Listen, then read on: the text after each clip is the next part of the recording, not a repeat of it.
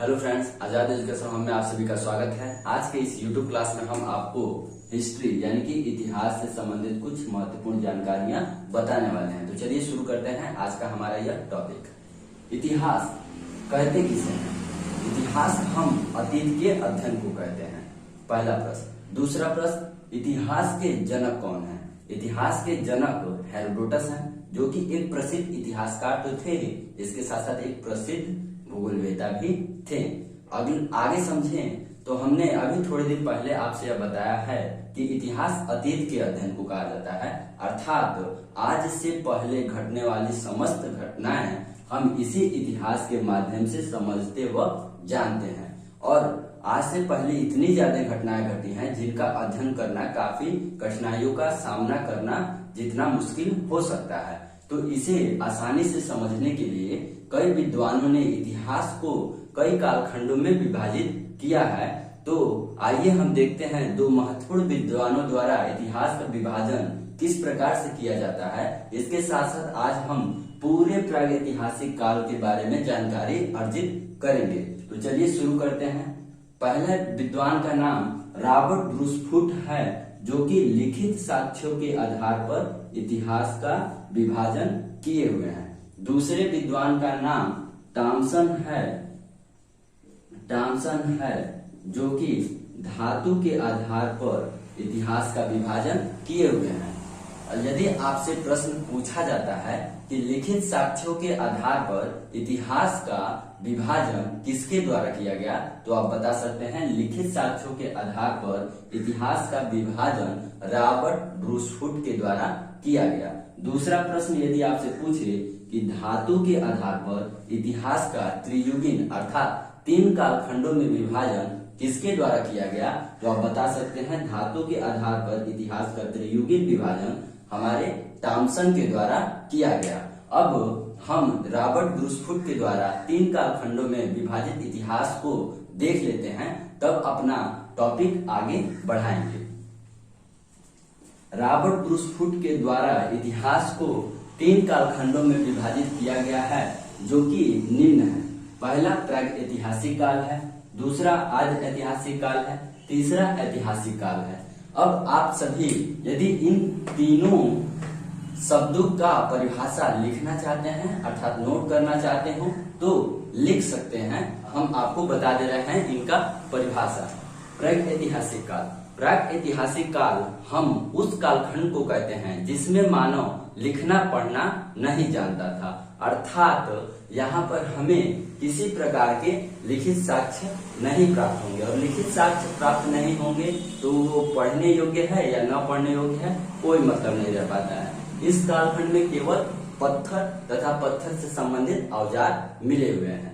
अगले कालखंड के अंतर्गत चले तो इतिहास के अंतर्गत टॉमसन ब्रूस द्वारा दूसरा कालखंड आद्य ऐतिहासिक कालखंड के नाम से जाना जाता है। इस कालखंड के अंतर्गत लिखित साक्ष्य प्राप्त है, लेकिन वह पठनीय नहीं है। आप कह सकते हैं कि वह कालखंड जिसके अंतर्गत हमें लिखित साक्ष्य तो प्राप्त है, लिखित साक्ष्य तो प्राप्त है, लेकिन वह क्या है? पठनीय नहीं है। ठीक है। यदि आपसे कोई पूछे आद्य ऐतिहासिक काल किसे कहेंगे, तो आप बता सकते हैं वह कालखंड जिसमें लिखित साक्ष्य प्राप्त होता है लेकिन वह पठनीय नहीं है, उस कालखंड को हम आद्य ऐतिहासिक काल कहते हैं। आगे की तरफ बढ़ें तो ऐतिहासिक काल हम किसे कहते हैं?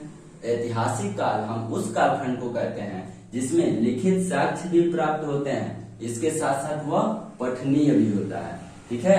आप बता सकते हैं वह कालखंड जिसके अंतर्गत हमें लिखित साक्ष्य तो प्राप्त है, साथ साथ में वो पठनीय है, तो ऐतिहासिक काल हो जाएगा। लेकिन पठनीय नहीं होगा तो क्या हो जाएगा? आद्य ऐतिहासिक काल हो जाएगा। और यहाँ पर कुछ नहीं है, ना लिखित साक्ष्य है ना पठनीय अपठनीय का मामला नहीं बनता है।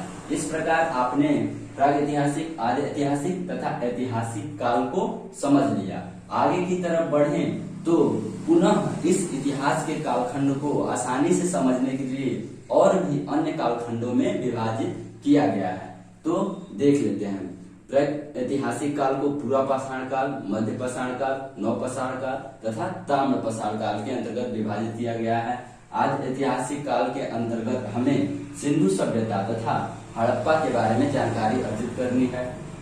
ऐतिहासिक काल के अंतर्गत हमें प्राचीन काल, मध्यकाल, आधुनिक काल, नेहरू काल तथा विश्व में भारत के संबंध अथवा विश्व के संक्षिप्त इतिहास के बारे में जानकारी अर्जित करनी है।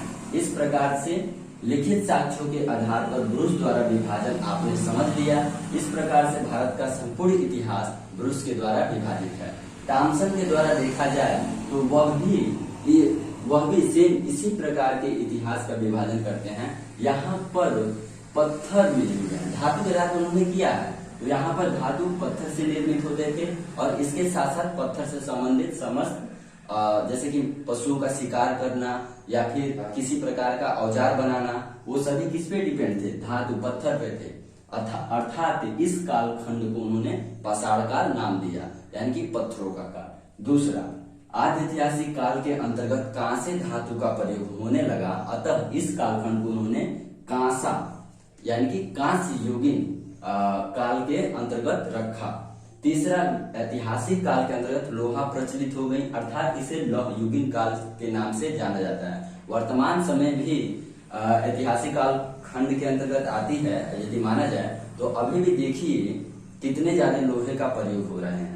घर से लेकर के सभी प्रकार से व्हीकल्स लोहे पर डिपेंड है, अर्थात हम ही डिपेंड है लोहे पर। यदि लोहा हमारे जीवन से निकाल दिया जाए तो हमें काफी कठिनाइयों का सामना करना पड़ सकता है। इस प्रकार से ऐतिहासिक काल को उन्होंने क्या कहा? ऐतिहासिक काल को टॉमसन के द्वारा लौह युगीन काल कहा गया। लौह युगीन काल कहा गया। आगे की तरफ बढ़े। इस प्रकार से आपने इतिहास का विभाजन समझ लिया और यह इतिहास सबसे बड़ा कालखंड रखता है भारतीय इतिहास के अंतर्गत। इसमें हम सिंधु सभ्यता तथा हड़प्पा के बारे में जानकारी ले लेंगे तो आदि ऐतिहासिक काल समाप्त हो जाएगा। यहाँ पर हम आज के इस वीडियो में इनके बारे में यानी कि प्राक ऐतिहासिक काल के बारे में संपूर्ण प्रश्नों का अध्ययन करने वाले हैं, जो कि कॉम्पिटिटिव एग्जाम से महत्वपूर्ण है। चलिए शुरू करते हैं हम पूरा पाषाण काल से संबंधित महत्वपूर्ण प्रश्नों को। पूरा पाषाण काल के अंतर्गत मानव की उत्पत्ति होती है, अर्थात मानव की उत्पत्ति अगर आपसे पूछे किस कालखंड के अंतर्गत हुई है तो आप बता सकते हैं पूरा पाषाण काल के अंतर्गत। और सबसे पहले कहाँ हुई है तो आप बता सकते हैं अफ्रीका में, अर्थात मानव की उत्पत्ति अफ्रीका महाद्वीप से मानी जाती है। एक और महत्वपूर्ण प्रश्न बनता है कि मानव जीवन का पालना किसे कहते हैं? तो मानव जीवन का पालना भी अफ्रीका महाद्वीप को कहते हैं, आप नोट कर सकते हैं। अगला, मानव जीवन का लंबा समय इसी कालखंड के दौरान बीतता है, अर्थात आपसे यह भी प्रश्न पूछा जा सकता है कि मानव जीवन का सबसे लंबा समय किस कालखंड के अंतर्गत व्यतीत होता है तो आप बता सकते हैं पूरा पाषाण काल के अंतर्गत मानव जीवन का सबसे लंबा समय व्यतीत होता है। आगे की तरफ बढ़ा जाए तो यहाँ पे पूरा पाषाण काल में मानव का जीवन कैसे था इसके बारे में संबंधित प्रश्न है। तो इससे प्रश्न यह है कि यहाँ का जीवन खानाबदोश था, आखेट किस्म का था तथा संग्राहक जैसे यह महत्वपूर्ण कार्य को किया। तो समझ लीजिए आप खानाबदोश किसे कहते हैं, संग्राहक किसे कहते थे तथा आखेट किसे कहते थे। खानाबदोश हम उन्हें कहते थे जो अपनी आवश्यकताओं की चीजों का एक जगह पर खत्म हो जाने के बाद से दूसरे जगह पर प्रवास कर जाते थे। अतः आप झूम कृषि के माध्यम से इसे समझ सकते हैं। झूम कृषि में क्या होता था, लोग एक जगह पर कृषि कार्य करते थे और वहां की उपजाऊपन समाप्त हो जाने के बाद से वह दूसरे जगह भूमि का चयन करते थे और पुनः वहां पे कृषि करते थे। इस प्रकार वह एक जगह से दूसरे जगह घूमते रहते थे। खानाबदोश को हम सिंपल शब्दों में घुमंतु टाइप के व्यक्ति कह सकते थे। दूसरा, आखेट कार्य क्या होता है? आखेट कार्य यानी कि शिकार। आखेट को ही हम शिकार कहते हैं, अर्थात इस समय का मानव का जीवन शिकार पर निर्भर था, यानी कि वो पशुओं को मारता था, उससे अपना पेट का भरण पोषण करता था।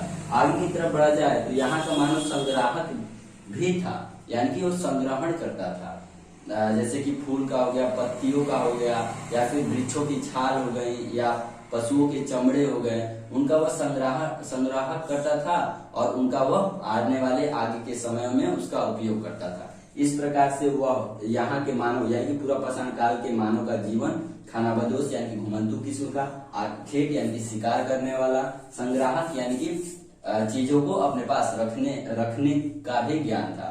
अर्थात इन सभी कार्यों को यहाँ का मानव करता था अपने जीवन निर्वाह के लिए। आगे की तरफ बढ़ा जाए तो यहाँ का महत्वपूर्ण कार्य है आग की खोज, यानी कि पूरा पाषाण काल के दौरान ही आग की खोज होती है, जो कि इस काल की महत्वपूर्ण उपलब्धि होती है। इस प्रकार हमने पूरा पाषाण काल से संबंधित महत्वपूर्ण प्रश्नों को जान लिया। आगे हम मध्य पाषाण काल से बनने वाले महत्वपूर्ण प्रश्नों को देख लेते हैं। मध्य पाषाण काल में छोटे हथियारों का प्रयोग होता था, जिसे हम माइक्रोलिथ के नाम से जाना जाता है। अर्थात यदि आपसे पूछा जाए माइक्रोलिथ किसे कहते हैं, छोटे हथियारों के प्रयोग को माइक्रोलिथ कहा जाता है। अर्थात मध्य पाषाण काल को माइक्रोलिथ के नाम से जाना जाता है। अंत्योष्टि की शुरुआत इसी कालखंड के अंतर्गत होती है। अंत्योष्टि कहते किसे हैं? अंत्योष्टि हम दाह संस्कार के रीति रिवाज को कहते हैं। अर्थात इस समय लोगों को जलाया जाने लगा, इस समय लोगों को दफनाया जाने लगा। अर्थात इस समय की रीति रिवाज की शुरुआत हमारे मध्य पाषाण काल के अंतर्गत होती है। इससे प्रश्न बनता है अंत्योष्टि की शुरुआत किस कालखंड के अंतर्गत हुई? तो मध्य पाषाण कालखंड के अंतर्गत हुई। यहाँ पर पर्यावरणीय बदलाव देखने को मिलता है। पर्यावरणीय बदलाव एक महत्वपूर्ण विषय वस्तु बन जाता है। ऐसा इसलिए क्योंकि पर्यावरण बदलने से लोगों के जीवन तथा उनके रहन सहन में भी परिवर्तन देखने को मिलता है। इसकी देन यह निकली कि यहाँ पर लोग पशुपालन तथा कृषि जैसे महत्वपूर्ण कार्य करने लगे। अतः इसका साक्ष्य इसी कालखंड के अंतर्गत देखने को मिलता है। कहाँ मिला है? भारत में मध्य प्रदेश के आदमगढ़ जगह पर मिला हुआ है, जो कि व्यवस्थित ढंग से नहीं है। क्या है? यहाँ पर जो पशुपालन और कृषि का कार्य है, यहाँ पर जो पशुपालन का कार्य आदमगढ़ में मिला हुआ है, वह व्यवस्थित ढंग से नहीं मिला गया है, यानी कि वो अव्यवस्थित ढंग से है, यानी कि कहीं मिला है कहीं नहीं मिला है। आगे की तरफ बढ़ा जाए तो नव पाषाण काल आता है। मध्य पाषाण काल के बाद नव पाषाण काल खेती तथा कृषि कार्य यहाँ पर प्रारंभ हो गए थे। यदि आपसे पूछा जाए खेती तथा कृषि कार्य कहाँ प्रारंभ हुए थे? खेती तथा कृषि का कार्य नव पाषाण काल में प्रारंभ हो गए थे, जो कि 7000 साल पहले की बात है। यानी कि 7000 साल पहले ही खेती तथा कृषि का कार्य नव पाषाण काल में प्रारंभ हो गए थे, जो कि पाकिस्तान के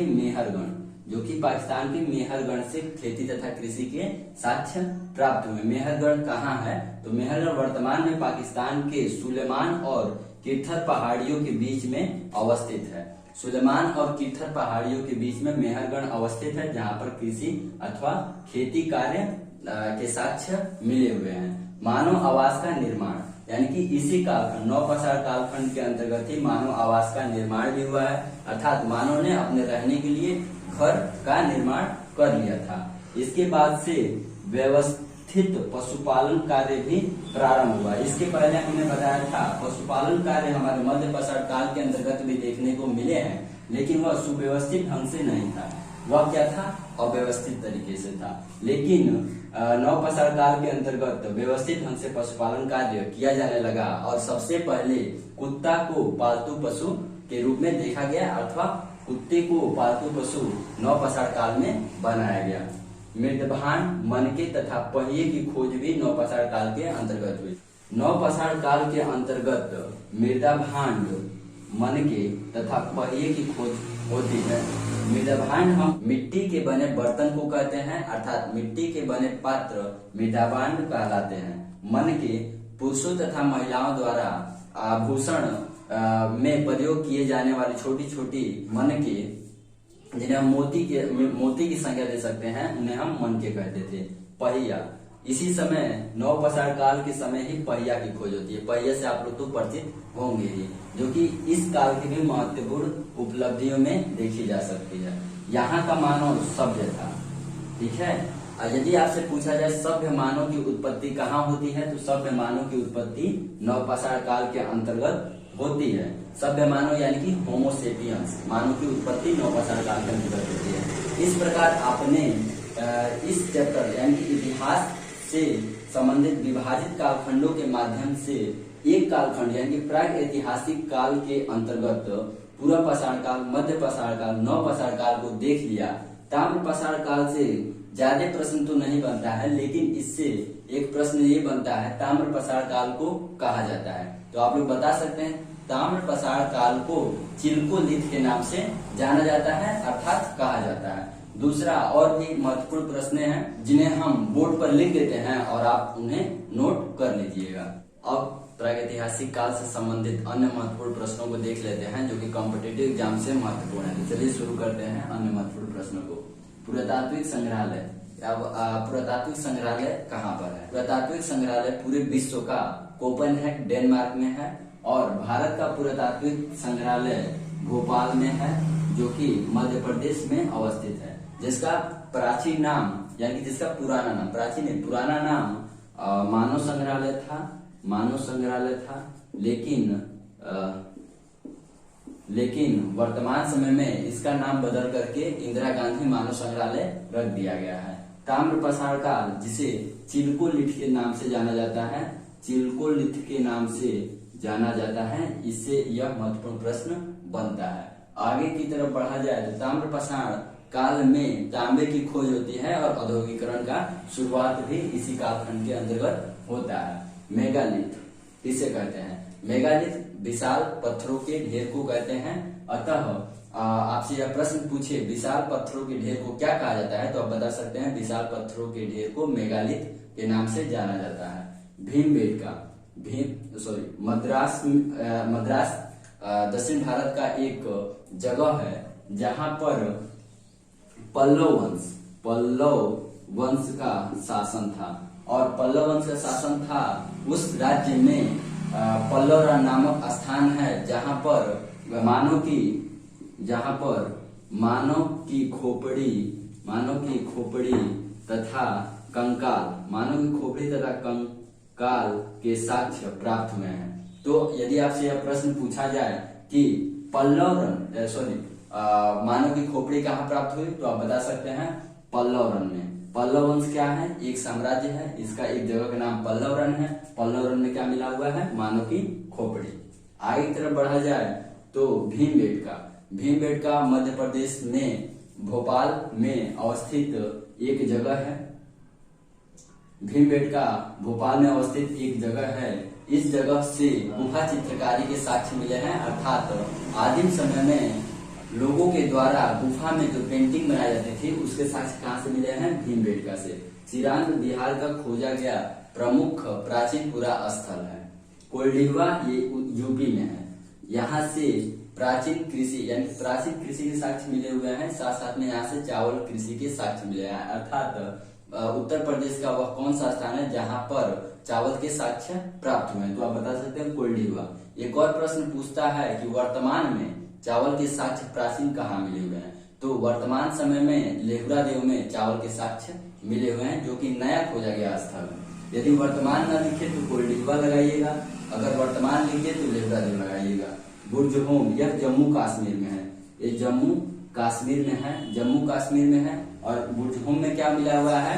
तो गर्तवास मिला हुआ। पर प्राचीन गर्तवास के साक्ष्य मिले हैं। उस गर्तवास में कुत्ते तथा मानव की कंकाल के साक्ष्य भी मिले हुए हैं। आगे की तरफ बढ़ा जाए तो दमदमा और महदहा दो महत्वपूर्ण चीजें हैं। दमदमा में विशाल 100 के ढेर मिले हुए हैं, विशाल 100 के ढेर मिले हुए हैं तथा महदहा में हड्डियों के बने हुए औजार मिले हुए हैं। यदि आपसे प्रश्न पूछा जाए विशाल 100 के ढेर कहाँ मिले हुए हैं तो आप बता सकते हैं दमदमा। हड्डियों के औजार कहाँ मिले हुए हैं? महदहा। प्राचीन गर्तवास के साक्ष्य कहाँ मिले हुए हैं? बुर्जहोम। चावल के साक्ष्य कहाँ मिले हुए हैं? तो उत्तर प्रदेश के कोल्डिवा। बिहार का प्राचीन पुरा स्थल है चिरांद। गुफा चित्रकारी कहाँ मिली है? भीमबेटका। मानव की खोपड़ी कहाँ से प्राप्त हुई है? पल्लवरन। चिल्कोलिथ के नाम से जाना जाता है ताम्रपाषाण काल। और मानव संग्रहालय का वर्तमान नाम है इंदिरा गांधी मानव संग्रहालय। इस प्रकार से आपका ये सब प्रागैतिहासिक काल से संबंधित प्रश्न थे जो कि इम्पोर्टेंट है, पूछे जाते हैं, आप सब याद कर लीजिएगा।